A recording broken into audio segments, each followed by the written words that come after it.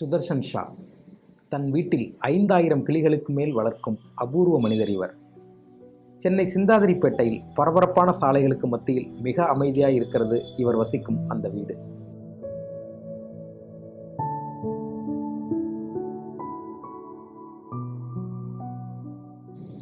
அன்பொழுகும் அந்த வீட்டில் தினம் தினம் வந்தமர்கிறது 1000 கிளிகள்.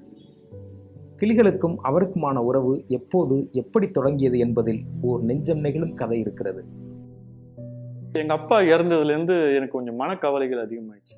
அந்த கவலையை மறக்கிறதுக்கோசம் தான் நான் மொட்டை மாடியில் போனேன். ஆனால் சிறு வயதுலேருந்து எங்கள் வீட்டில் குருவிங்க எப்போவுமே விளையாடும்.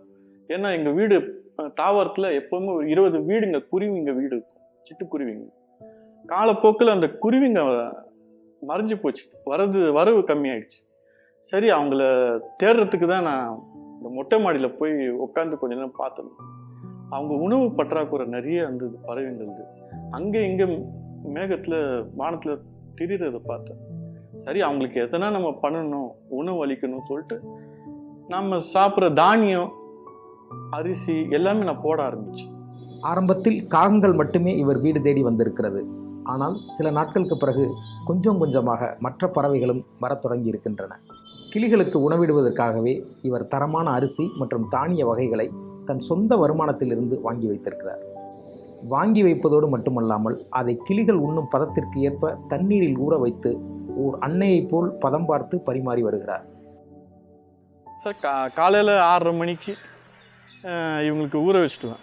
ஆனால் நான் எழுந்துக்கிறது 4:30 மணிக்கெலாம் எழுந்துட்டு இவங்களுக்கு அந்த அரிசி எடுத்து பக்கெட்டில் போட்டு தண்ணி பிடிச்சி ஒரு பதத்துக்கு வந்துடும். அது 1 ஹவரில் நான் ஜிம்முக்கு போயிட்டு வரத்துக்குள்ளே பதத்துக்கு வந்துடும். வந்தவுடனே இவங்களுக்கு ஃபஸ்ட்டு உணவு பரிமாறுறது தான். இவங்க மரத்தில் கத்துவாங்க, வா வா சீக்கிரமாக வா, நீ ஏன் லேட் பண்ணுறேன்னு.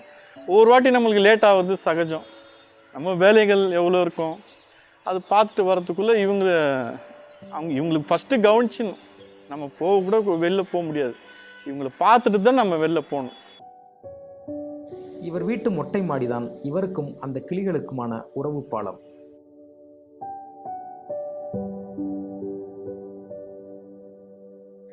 நம்ம மொட்டை மாடியை சும்மா ஒரு பொருளை தான் வச்சுருக்கிறோம். அது எப்படி யூஸ் பண்ணணும்னு நிறைய பேருக்கு தெரியல. அது நம்ம யூஸ் பண்ணுறதுல இருக்குது. இந்த ஜீவராசிங்கெலாம் சாப்பாடு போட்டு அழகாக சாப்பிடும். அதை சில பேர் ரசிக்கலாம், அதை கூட ரசிக்க மாட்டுறாங்க. அது ஒரு வேலையாக தான் பார்க்குறாங்க. விசாலமான அந்த மொட்டை மாடியில் நீண்ட பலகைகள் கொண்டு கிளிகள் அமர்வதற்கு ஏற்ற வசதிகள் ஏற்படுத்தி வைத்திருக்கிறார். 10 வருஷமாக இந்த செட்டப் இருக்குது. ஒவ்வொரு புயல்லையும் அந்த பலகைங்க தூக்கி அடிச்சிடும், புயலில் காற்றுங்க. அப்போது அந்த பலகைங்களை நான் ரெடி பண்ணி இன்னும் செட் பண்ணிவிடுவேன். சார், நான் எவ்வளோ தரையில் போட்டு பார்த்தேன். நாம் ஒரு டைனிங் டேபிளில் உட்காந்து சாப்பிட்றோம், ஏன் இவங்க மட்டும் தரையில் பொறுக்கி சாப்பிட்ணும்? மண்ணெல்லாம் இருக்கும் இல்லையா? நான் அவங்களுக்கு ஒரு நம்மளோட சார்ந்தவங்க சொல்லிட்டு தான் இவங்களுக்கு ஒரு கட்டை கொடுத்து மரியாதை பண்ணேன். அதில் தினந்தோறும் காலை மாலை என 2 வேளைகளும் இவரும் இவர் மனைவியும் கிளிகளுக்காக ஒரு நேர்த்தியான வரிசையில் உணவு படைக்கிறார்கள்.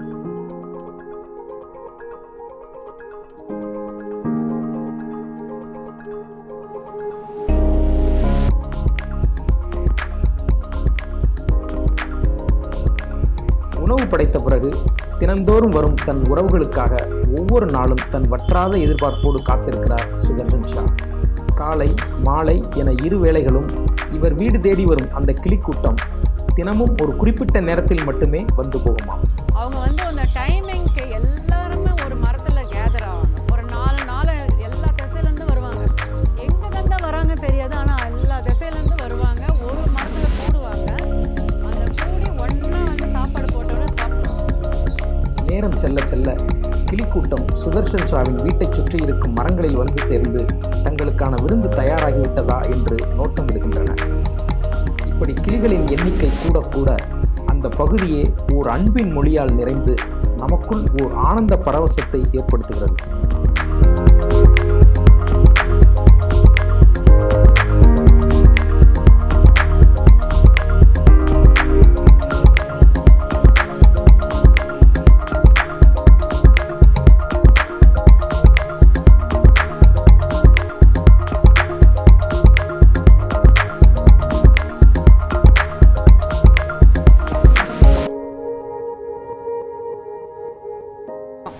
நாங்கள் அதிகமாக டிஸ்டர்ப் பண்ண மாட்டோம், கீழே இறங்கிடுவோம்.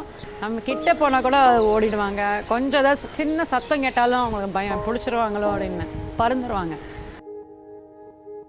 அப்படி அவை மொத்தமாக உணவு எடுத்துக்கொள்ளும் அந்த காட்சியின் பேரழகை தரிசிக்க நிச்சயம் நமக்கு 2 கண்கள் போதாது என்பதுதான் நாம் அங்கே உணர்ந்த உண்மை.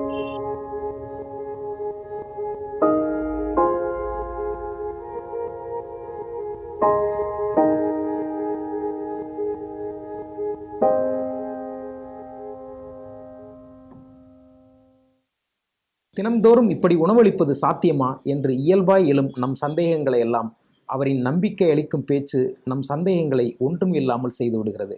சார், இது நம்ம சொல்லி தெரியறது இல்லை. அவங்க இந்த வீட்டில் இந்த பறவைங்களுக்கு உணவு கொடுத்து அதை ரசித்து பார்க்கும்போது, அவங்க நம்மளை தேடி வரும்போது, நம்மளையும் நம்பி 4 ஜீவனுங்க இருக்குன்னு நம்மளுக்கு ஒரு அன்பு அதுவே ஆட்டோமேட்டிக்காக வந்துடும் சார். அதுவே ஒரு என்ஜாய்மெண்ட் தான். ஏன்னா நம்ம பசங்களுக்கு நம்ம வீடு, சொத்து, வாசல் எதுவுமே வைக்க தேவையில்லை. இந்த மாதிரி இயற்கையை அவங்கக்கிட்ட கையில் கொடுத்துட்டு இதுதான்ப்பா வாழ்க்கைன்னு காட்டணும். எங்களை பார்த்து ஒரு 10 பேராவது திருந்தினா எங்களுக்கு மனசு சந்தோஷமாக இருக்கும் சார். மெயினாக மனக்கவலை எதுவுமே இருக்காது சார். அவங்க அந்த ஜாலினஸ் பார்த்தா நம்ம ஏன் லைஃப்பில் இவ்வளோ கஷ்டப்படுறோம், அவங்களும் நம்மளை மாதிரி ஒரு லைஃப் தானே, எவ்வளோ ஜாலியாக பறந்து உல்லாசமாக சாப்பிட்டு அனுபவிக்கிறாங்க. அதே மாதிரி தான் சார் நம்மளும் அந்த வாழ்க்கையை ஈஸியாக எடுத்துக்கணும். எப்போ பாரு கஷ்டம், பணம், துன்பம் நம்மளாதான் குப்பை மாதிரி நம்ம மனசில் போட்டு அதை சேர்க்குறோம். அந்த குப்பையிலேருந்து அந்த மனசில் என்ற குப்பை தொட்டியில் அந்த குப்பைங்களை எடுத்து வெளியில் போடணும் சார். அப்போ தான் நம்ம வாழ்க்கை நிம்மதியாக இருக்கும், நோய் நொடி அண்டாது, நிம்மதியாக வாழலாம். அவரின் துணைவியும் அவரை புரிந்து கொண்டு அவருக்கு மிக உறுதுணையாக இருக்கிறார். கிளியை வளர்க்குறது ரொம்ப அனுபவிச்சுதாங்க தெரியும். அதுங்க சாப்பிட்றது, அவங்க விளையாடுறது, அவங்க நம்மக்கிட்ட கம்யூனிகேட் பண்ணுறது ரொம்ப அழகாக இருக்கும். அதை அனுபவிக்கணும். எந்த ஒரு டென்ஷன், மனக்கவலை எது இருந்தாலும் அவங்க சாப்பிட்றத பார்த்து, அவங்க கத்துறதை பார்த்து, அவங்க பேசுறதை பார்த்தாலே நமக்கு அதெல்லாம் மறந்துடும். இதுதான் உலகம், இது இயற்கையோடு சேர்ந்து நம்ம மனிதர்கள் போகணும் அப்படின்னு கற்றுக்கிறதே இவங்களை பார்த்து தான். அது ஒரு 10 வருஷத்துக்கு முன்னாடியே எங்களுக்கு அது புரிய ஆரம்பிச்சிருச்சு.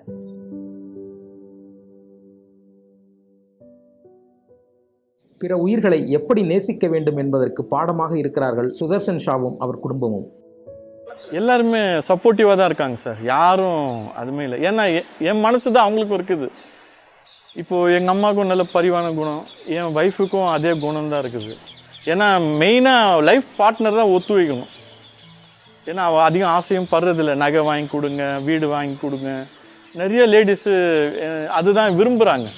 நகையை வாங்கிக்கணும், வீடு வாங்கணும், சொத்து சேர்க்கணும். அதெல்லாம் எங்களுக்கு துளி கூட ஆசை இல்லை சார். இந்த மாதிரி வாயிலா ஜீவனுக்கு நம்ம எவ்வளோ செய்கிறோமோ இந்த தர்மம் சேர்த்தாவே போதும் சார். இந்த வருங்காலம் சந்நிதி இதெல்லாம் பாதுகாக்கணும். மேலே போட போட எங்களுக்கு அந்த எந்த கஷ்டமும் தெரியாது. கடை போட்டுட்டு போயிடுவோம். அவங்க சாப்பிடும்போது அது இருக்கிற கொஞ்சம் அந்த டயர்ட்னஸ், ஒரினஸ் எல்லாமே பறந்துடும். இந்த மாதிரி இருந்தாங்கன்னா நோய் நொடிகள் கண்டிப்பாக வராது யாருக்குமே. இப்போ இருக்கிற டென்ஷனான உலகத்தில் இந்த மாதிரி அமைதியாக மரங்கள் நிறைய வச்சு இந்த இயற்கையோடு நம்ம சார்ந்திருந்தோன்னா மனிதர்களுக்கு வியாதி வராது. ஏன்னா அந்த காலத்தில் 80 வயசு இருந்தவங்க இப்போ 40 வயசாக குறைஞ்சிட்டு இருக்காங்க வியாதிகள் அதை பார்க்கும்போது மனசு கஷ்டமாக இருக்குது. ஏன்னா நம்ம முன்னோர்கள் இயற்கையை சார்ந்திருந்தாங்க. இப்போ இருக்கிறவங்க ஃபுல்லாக ஆர்டிஃபிஷியலாக போயிட்டு இருக்காங்க. அந்த மாதிரி எல்லாமே இயற்கையை சார்ந்து வாழ்ந்தாங்கன்னா கண்டிப்பாக நம்ம நெக்ஸ்ட் ஜென்ரேஷனுக்கு ஆயுசு கம்மியாகாமல் இருக்கும். இல்லைன்னா நாமக்கே 40, 50ன்னு குறையும் போது நமக்கு நெக்ஸ்ட் ஜென்ரேஷன் இன்னும் குறைஞ்சிருவாங்க. அவங்களுக்கு இயற்கையோடு சேர்ந்து வாழ்கிற கற்றுக் கொடுத்தோன்னா நாம அவங்களோட வாழ்க்கையை கொஞ்சம் நல்லா இருக்கும். 10 வருஷமாக இவங்களை பராமரிக்கிறேன். இருந்தாலும் எனக்கு சில தேவைகள்லாம் தேவைப்படுது. இவங்களை இன்னும் மேற்கொண்டு அதிகமாக்கணும்னு எனக்கு ஆசை. ஒரு இதை விட நெக்ஸ்ட் ஸ்டேஜுக்கு எடுத்துன்னு போகணுன்னு சில ஆசைங்க இருக்குது. அதுக்கு சில இதெல்லாம் தேவைப்படுது. இப்போ அவங்களால முடிஞ்சது ஒரு அரிசி வாங்கி தரலாம். யங் பீப்புள்ஸு நம்மை போன்ற மனிதர்களுக்கு அவர்களிடம் கற்றுக்கொள்ள நிறைய விஷயங்கள் இருக்கிறது. எப்போது கற்றுக்கொள்ளப் போகிறோம்?